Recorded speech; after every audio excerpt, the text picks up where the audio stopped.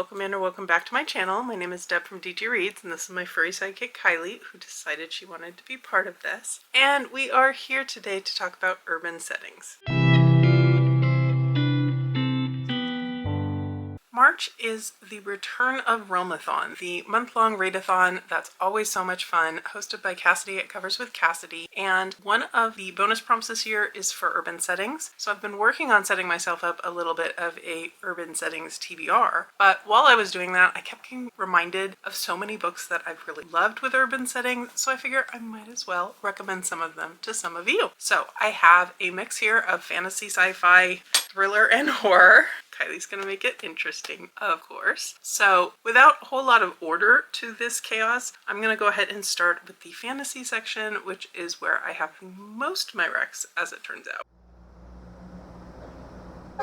Really, the first thing that came to mind for me was The City We Became by N.K. Jemisin, and this one is literally a urban setting come to life. The city of New York is embodied by these different people. The different boroughs in New York each has its own kind of avatar character, and it is such an interesting and unique take on the story. It is very divisive. Some people love it, some people hate it. I come in on the love it side for sure, and I really enjoyed this one. The sequel I didn't enjoy quite as much, but I still had a really good time with it, and honestly, N.K. Jemisin's writing always just completely impresses me. Another book that has recently had a sequel that I didn't love, but loved the first book, and that's The Space Between Worlds by Micaiah Johnson. This is a sci-fi adventure. We are following our main character as she's able to jump into different worlds, and there's an interesting system where you can jump into worlds where you don't also exist. These are alternate realities, and it made for a really interesting story, and it definitely has a very sci-fi-y but also outskirts, kind of more rundown section, but definitely urban settings throughout the book. Next up, we have one of my favorite series, and that is The Bone Season by Samantha Shannon. And a lot of this series is taking place in an alternate and futuristic London, so definitely an urban setting. The setting changes throughout the series here and there. We get different things that I don't want to get into because they get into spoilers, but I definitely think this book would count as urban.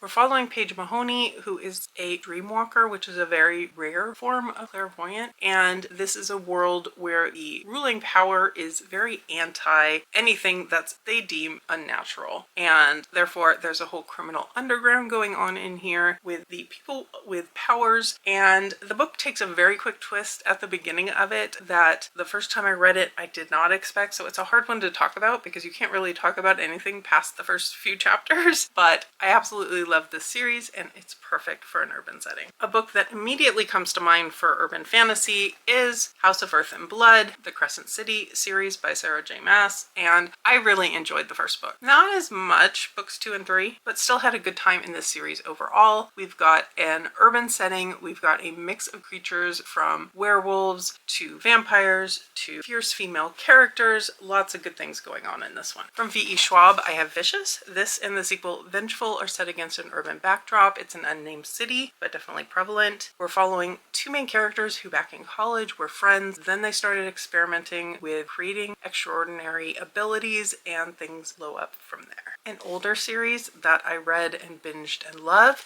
started with Cinder, and this is by Marissa Mayer, and this one is set in New Beijing, so an urban setting in a futuristic sci-fi type of setting. This is a world where this main character Cinder, which is a take on Cinderella, has a mechanical enhancements to her body. There's a whole bunch of characters that twist on different fairy tales, and I had fantastic time reading these. I've been debating trying to go back and revisit the series. Another series that is definitely perfect for urban is The City of Bones, the Mortal Instrument series. It is set in a New York where behind the scenes there are all sorts of creatures, from vampires to Seelies to angels to all sorts of things going on in here, but New York is definitely a prevalent backdrop. These books are not short, and they do kind of get longer as the series goes, but I found them so easy to just kind of mind off and read, and had a lot of fun. This first trilogy in particular. And then the last one I pulled out for fantasy is City of Nightmares by Rebecca Schaefer, and this is a gorgeous fairy loot edition. This one quite literally has city in the title, urban skyline on the cover, and this is set in a world where nightmares come to life, and you get kind of some superhero movie type of feelings to it. It had that for me anyway, and it was just a fun, again, brain off type of read. Not that long. I read this one and the sequel in pretty close succession, and it had a fantastic time.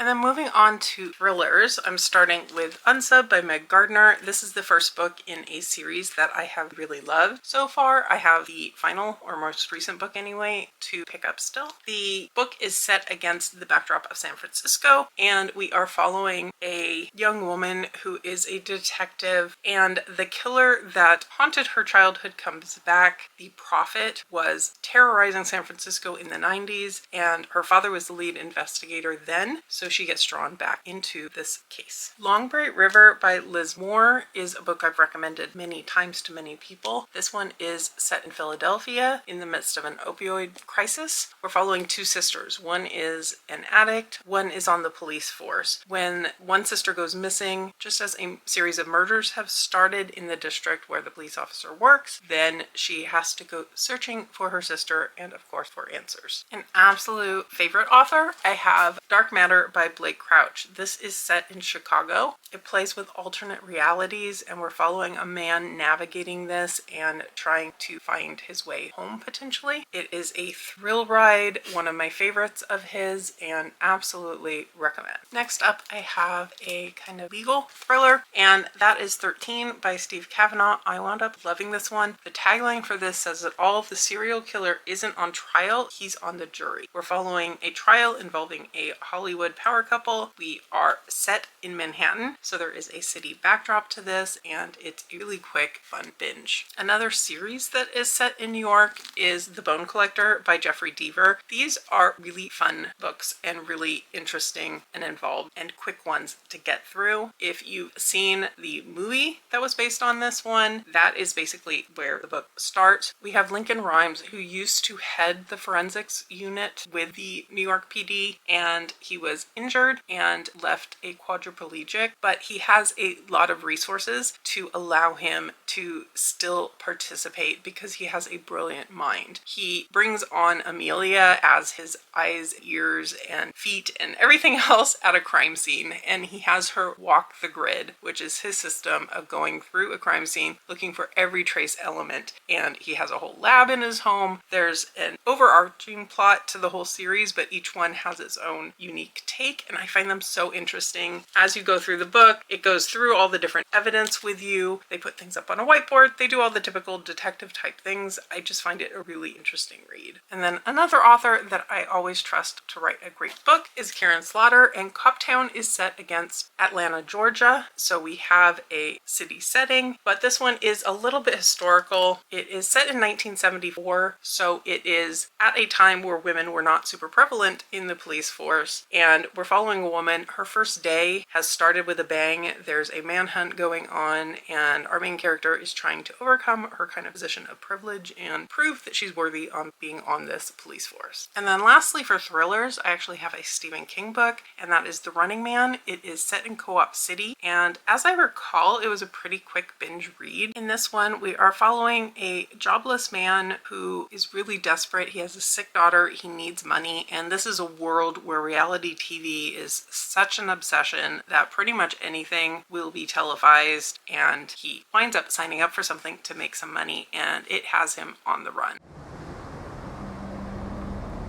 And then I have some horrors also to round things out. And once again, starting with Stephen King, because of course I had to include it, even though it is a beast of a book. I don't necessarily recommend it for March, but The Stand has a lot of urban settings in here. Even though the world is dwindling in terms of how many people are around, you do definitely have Las Vegas as a prominent setting. Start things off for some of the characters in New York. There's a lot of urban settings going on in here. And then I have a couple that are set in Los Angeles. We've got The Eyes Are the Best Park by Monica Kim. This one is the Twisted Retreat edition, which is full of all sorts of eyeballs, but this is set in Koreatown in Los Angeles, and we are following a young woman. Her obsession with eyeballs just grows and grows. This is kind of a slow burn type of a horror, and definitely has some disturbing moments. Bury Your Gaze by Chuck Tingle. This is set against a backdrop of Hollywood in Los Angeles, and this is a lot about the movie industry, the whole bury your gaze concept with movies, but also just some really disturbing moments, and I had an absolute fantastic time reading this one. Moving back to New York,